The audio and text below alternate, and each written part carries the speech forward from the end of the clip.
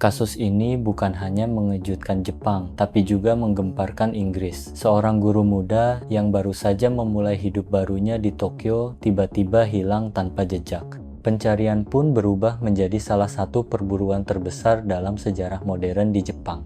Walau cerita ini membawa kita ke Jepang, kita akan memulainya di Inggris di sebuah kota bernama Coventry, di jantung wilayah Midlands.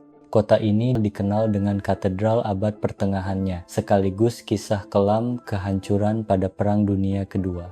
Namun, beberapa dekade terakhir, Coventry bangkit menjadi salah satu pusat rekayasa engineering penting di Inggris.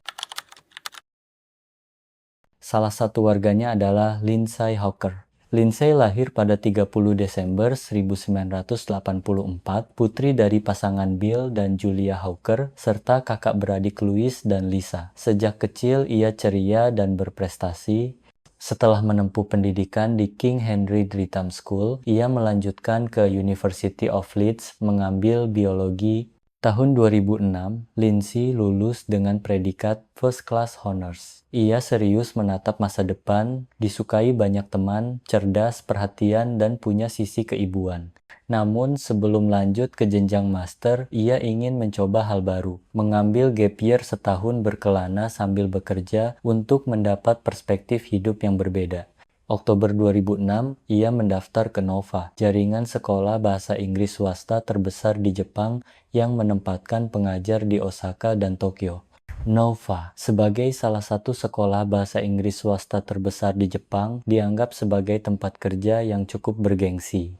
Banyak guru asing menganggapnya sebagai penugasan prestisius, karena hanya sedikit yang berhasil mendapatkan posisi di sana. Dan Lindsay termasuk yang beruntung diterima di sana. Setelah mendarat di Tokyo, Lindsay ditempatkan di area Koiwa, distrik di Edogawa Ward. Lokasinya strategis, hanya 17 menit ke Akihabara, 22 menit ke Asakusa Kuliner, taman, pusat belanja, kuil, bar, Tokyo punya semuanya. Ia sangat menikmatinya. Agar biaya hidup lebih hemat, Lindsay pindah sedikit ke timur, ke prefektur Chiba. Di sana sewa lebih murah. Ia berbagi apartemen dengan dua pengajar lain dari sekolah berbeda, dan mereka cepat akrab. Hari-hari Lindsay di Tokyo pun berlalu menyenangkan. Meski betah, ia tetap rindu rumah, keluarga besar, teman-teman, dan pacarnya di Inggris. Ia rajin berkabar lewat Facebook, Skype, SMS, dan telepon. 6 bulan setelah tinggal di Jepang, Maret 2007, terjadilah pertemuan janggal. Seusai kerja, Lindsay sampai di stasiun Chiba mengambil sepedanya. Saat sedang membuka kunci, seorang pria datang dari belakang. Ketika Lindsay menoleh, pria itu menyapa, "Kamu guru bahasa Inggrisku." Lindsay bingung, ia yakin pria ini bukan muridnya. Ia menolak menanggapinya, tetapi pria itu mengikutinya. Lindsay naik sepeda, pria itu mula-mula berjalan di belakangnya, namun ketika Lindsay mencoba menjauh, ia ikut mempercepat langkah hingga akhirnya benar-benar berlari mengejar. Di jalanan bercabang khas Chiba, sulit bagi Lindsay untuk menghindar. Pria itu terus mengajak bicara, dari mana asalnya, di mana ia kuliah. Lindsay tetap berusaha menghindar. Sampai akhirnya Lindsay tiba di apartemennya dan berhenti. Disinilah sosok itu diketahui bernama Tatsuya Ichihashi. Ia telah berlari mengejarnya sepanjang perjalanan pulang. Begitu menyusul, Tatsuya mengajukan permintaan les privat bahasa Inggris. Katanya ia butuh bantuan. Pertemuan bisa di kafe dan ia akan membayar per jam. Lindsay menolak dengan sopan. Jadwalnya sudah padat. Waktu luang ingin ia gunakan untuk bersenang-senang. Tatsuya tampak kecewa, tapi seolah menerima. Lalu ia mengajukan permintaan aneh terakhir. Karena kehausan setelah mengejar, bolehkah ia minum segelas air di apartemen Lindsay? Lindsay ragu, namun akhirnya mengizinkan dengan pertimbangan ia tinggal dengan dua teman sekamar. Ini kesempatan menunjukkan pada pria itu bahwa ia tak sendirian, sekaligus agar teman-temannya mengingat wajahnya bila suatu saat diperlukan. Di dalam apartemen, sembari minum, Tatsuya mengulang tawarannya kali ini dengan angka pasti 3.500 yen per jam, murni profesional. Kesepakatan yang sulit ditolak, gaji Nova cukup, tapi uang tambahan tentu membantu. Lindsay pun setuju, dan mereka menjadwalkan pertemuan di sebuah kafe beberapa hari lagi. Namun sebelum pergi, Tatsuya memberi kenang-kenangan aneh. Ia menggambar wajah Lindsay di atas kertas, lalu menuliskan namanya dan nomor telepon di bawahnya. Sebuah cara yang ganjil, tapi cukup membuat Lindsay mengingat siapa pria asing itu. Siapa sebenarnya Tatsuya Ichihashi? Pria 28 tahun dari kota Ichikawa, prefektur Chiba. Ia lahir di Gifu 5 Januari 1979, lalu berpindah ke Chiba. Keluarganya mapan, ayah dokter, ibu dokter gigi. Dulu Tatsuya bercita-cita mengikuti jejak ayahnya, namun gagal ujian masuk dan berbelok ke jurusan hortikultura di Universitas Chiba lulus tahun 2005. Meski lulus baik, ia tak mencari kerja hidup dari uang saku orang tua sekitar 100.000 yen per bulan. Di balik itu, ada sisi gelap. Ia tak punya catatan kriminal resmi, namun pernah dituduh melakukan pencurian disertai kekerasan terhadap seorang perempuan, konon diselesaikan di luar pengadilan, ayahnya membayar sekitar 1 juta yen. Tatsuya digambarkan penyendiri dan malas bekerja. Dengan pemasukan pas-pasan, apakah les 3.500 yen per jam itu realistis untuk jangka panjang? Beberapa hari berlalu. Sabtu 24 Maret 2007, Lindsay dan Tatsuya bertemu di kafe untuk sesi pertama. CCTV menangkap mereka mengobrol di antrean minuman. Lindsay tampak relatif nyaman, tapi setiap kali Tatsuya mendekat, ia melangkah mundur setapak. Mereka menghabiskan waktu lebih dari 1 jam, dan sejauh itu semuanya terlihat baik-baik saja. Hingga momen janggal berikutnya, Tatsuya mengaku lupa membawa uang. Tak masalah, katanya. Rumahku dekat, hanya setengah mil. Ambil uangnya dulu, baru kamu bisa lanjut aktivitasmu. Lindsay setuju. Mereka naik taksi menuju apartemen Tatsuya. Karena hari itu ia tak membawa sepeda dan harus masuk kerja sore, Lindsay meminta sopir menunggu sebentar di depan. Sopir mengangguk, Lindsay masuk bersama Tatsuya. Beberapa menit berlalu. Lindsay tak kembali. Sopir taksi merasa aneh, tapi menganggap penumpang itu mengubah rencana. Ia pun pergi melupakan kejadian tersebut. Sore itu, Lindsay tak datang kerja. Lebih buruk lagi, ia tak pulang. Teman serumah yang sadar ia bolos mulai panik dan melaporkan hilang ke polisi malam itu. Sabtu berganti Minggu, lalu ke Senin. Keluarga dan teman di Inggris makin cemas karena Lindsay hampir tak pernah benar-benar hilang komunikasi sebelumnya. Barulah setelah 2 hari absen dari pekerjaan, kepanikan memuncak. Pihak sekolah menghubungi orang tua Lindsay dan segera menyambungkan kasus ini ke kepolisian. Kali ini polisi mulai menangani lebih serius. Pencarian dimulai dari rumah Lindsay. Teman serumah jadi saksi pertama. Untungnya, mereka sudah punya petunjuk. Lindsay bertemu seorang pria di kafe sebelum menghilang, dan sketsa yang pria itu berikan tertinggal di apartemen. Sore sekitar 17.40, dua petugas mendatangi apartemen Tatsuya. Mereka mengetuk tak ada jawaban. Tetangga yang ramah mengizinkan polisi mengintip dari balkon. Lampu padam, tetapi ada seseorang bergerak di dalam. Yang lebih aneh lagi, bathtub portable di unit itu dipindahkan ke balkon. Merasa ada sesuatu yang tidak beres, mungkin saja Lindsay sedang disekap mereka segera memanggil bantuan. Tak lama, 7 petugas tambahan datang. Hingga 3 jam kemudian, total 9 polisi sudah bersiap untuk melakukan penggerebekan. Lalu tiba-tiba, pintu apartemen terbuka. Tatsuya muncul dengan ransel di tangan. Dalam hitungan detik, ia panik, lalu menerobos keluar. Polisi hanya sempat meraih ranselnya sementara Tatsuya berlari melesat ke lorong-lorong sempit yang berliku. Tanpa radio komunikasi yang memadai, para petugas kehilangan jejaknya begitu saja. Di tengah kota Tokyo, Tatsuya lenyap dalam gelap seolah menghilang di udara. Beberapa menit kemudian, polisi masuk ke dalam dan disambut pemandangan mengerikan. Di balkon, di dalam bathtub portabel yang dipenuhi campuran pasir dan tanah, mereka menemukan tubuh telanjang Lindsay Hawker nyaris tertimbun seluruhnya, hanya tangan kanan yang muncul dari permukaan. Tangan terikat dengan kabel plastik, mulut dibekap dengan scarf, memar tampak di tubuh bagian atas.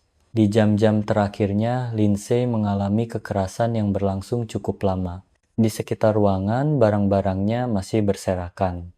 Dalam bak balkon itu, selain pasir dan tanah, ada bahan pembusuk untuk mempercepat dekomposisi serta biji-biji bunga di permukaan agar terlihat seperti pot tanaman. Yang lebih ganjil lagi, rambut Lindsay dicukur habis. Polisi juga menemukan beberapa wig, memicu spekulasi liar tentang motif dan penyamaran. Keesokan paginya, Tatsuya Ichihashi resmi menjadi buronan nasional. Poster dicari tersebar di seluruh kota. Wajahnya memenuhi layar berita. Polisi mewawancarai siapapun yang mungkin tahu sesuatu dan melakukan penggerebekan ke lokasi-lokasi yang diduga jadi tempat persembunyiannya. Namun seperti hantu, Tatsuya tak terlihat laporan yang masuk berujung jalan buntu. Polisi bahkan merilis rekayasa foto dirinya memakai wig, berjaga-jaga jika ia menyamar. Namun Tatsuya menghilang begitu cepat, seakan menguap di telan gelapnya kota Tokyo. Minggu berubah bulan, bulan berubah tahun, ia tetap tak tertangkap. Waktu berjalan dan keluarga Lindsay di Inggris diliputi duka yang tak kunjung reda. Belum cukup dengan duka kehilangan, mereka juga harus menanggung satu hal lain yang pedih. Rasa frustrasi karena sang pelaku masih berkeliaran. Mereka juga mulai kecewa pada kinerja penyelidikan. Mengapa 9 polisi bisa kecolongan membiarkan satu orang menerobos? Bahkan poster buronan yang disebarkan polisi masih memakai foto lama yang sudah tertinggal 7 tahun. Kemarahan itu mendorong orang tua Lindsay terbang ke Jepang hanya beberapa bulan setelah putri mereka dibunuh. Mereka melakukan kampanye sendiri, membagi poster, menjalin kontak, mengetuk pintu demi pintu. Sang ayah bahkan menemui anggota Yakuza di sebuah bar, membawa 2 botol whisky sebagai tanda hormat dan meminta bantuan. Upaya keluarga membuat kasus ini terus berada di sorotan publik Inggris dan Jepang. Sementara itu, Tatsuya masih di luar sana. Ia menyeberangi hampir seluruh Jepang, dari Aomori di utara pulau utama Honshu hingga Okinawa di selatan. Ia menghilang di antara kafe internet, pekerjaan konstruksi, bahkan pernah berbulan-bulan tinggal di bunker beton di pulau terpencil agar tak terdeteksi. Memasuki 2008-2009, jejaknya membawa ke Osaka, kota pelabuhan besar yang riuh, dengan arsitektur modern, kehidupan malam, dan jajanan kaki lima yang menggoda. Di sana, Tatsuya tidur di kafe internet, bekerja serabutan di proyek bangunan, dan menabung sedikit demi sedikit. Uang itu ia pakai untuk sesuatu yang lebih ekstrim, mengubah wajahnya. Sebelum ke klinik bedah plastik, ia lebih dulu melakukan mutilasi diri, memotong tahi lalat, menggunting sebagian bibir bawah dengan gunting, bahkan menjahit bagian hidungnya agar bentuknya berubah. Setelah itu, ia menjalani operasi plastik menghapus ciri-ciri yang dianggap mudah dikenali. Musim panas 2009, Kepolisian Nasional Jepang berada di titik putus asa. Hadiah sayembara informasi dinaikkan dari 1 juta menjadi 10 juta yen. Mereka juga merilis pernyataan bahwa pelarian diduga telah operasi plastik dan publik diminta memperhatikan ciri-ciri khas yang mungkin sulit dihapus. Langkah ini berbuah hasil. Oktober 2009, seorang dokter bedah plastik di Nagoya menghubungi polisi. Ia curiga pasien yang baru saja ia tangani adalah Tatsuya Ichihashi. Tatsuya, dengan kelengahan fatal, mengizinkan klinik mengambil foto sebelum sesudah untuk dokumentasi. Foto-foto itu segera dibagikan ke polisi lalu ke publik. Kabar itu mengguncang Tatsuya. Foto barunya membongkar penyamarannya. Seorang rekan kerja di proyek konstruksi di Osaka mengenalinya. Tatsuya tahu ia harus menghilang lagi. Rencananya sama seperti beberapa kali sebelumnya, kabur ke Okinawa, lalu bersembunyi di bunker beton di pulau-pulau kecil. 10 November 2009, ia bergerak diam-diam menuju pelabuhan feri Osaka. 3 hari lamanya ia menunduk di atas kapal feri yang berjalan pelan, dengan keyakinan bahwa pelariannya aman dari jangkauan polisi. Tapi sebelum naik ke kapal, nasibnya berubah. Seorang pekerja pelabuhan merasa mengenali wajahnya dan melapor ke petugas keamanan. Beberapa detik kemudian, Tatsuya berhadapan dengan sekelompok polisi. Mereka menanyakan namanya. Di momen itu, Tatsuya tahu permainan berakhir. Ia ditangkap. Tuduhan awal membuang menyembunyikan mayat, menyusul kemudian pemerkosaan dan pembunuhan. Butuh 8 bulan hingga ia bertemu juri. 4 Juli 2011, persidangan dimulai. Hasilnya sebenarnya sudah bisa ditebak. Pertanyaan terbesar publik adalah seberapa berat hukuman yang dijatuhkan. Jepang menerapkan hukuman mati, tetapi untuk pembunuhan tunggal jarang dijatuhkan kecuali ada faktor pemberat luar biasa. Kasus ini sangat disorot, banyak suara menuntut hukuman maksimal. Di persidangan, Tatsuya mengakui ia memancing Lindsay ke apartemen, memerkosa, lalu mencekiknya karena takut teriakannya terdengar tetangga dan mengundang polisi. 21 Juli 2011, pengadilan menjatuhkan hukuman penjara seumur hidup untuk pembunuhan Lindsay Hawker. Keluarga Lindsay meminta hukuman mati, tetapi majelis hakim menilai tidak tepat. Tatsuya tidak memiliki vonis kriminal sebelumnya, dan pada usia 32 tahun, secara teori peluang rehabilitasi masih ada. Bagi keluarga Hawker, persidangan ini adalah pisau bermata dua. Mereka menanti 4,5 tahun untuk keadilan itu. Namun di ruang sidang, mereka juga harus menyaksikan gambar-gambar yang tak pernah ingin mereka lihat, potret tubuh Lindsay yang mereka sesali sampai hari ini. Menjelang sidang, Tatsuya sempat menerbitkan buku berjudul Until I Was Arrested, sebuah pengakuan yang sebagian besar berisi 2,5 tahun pelariannya dan cara-cara ia menghindari penangkapan.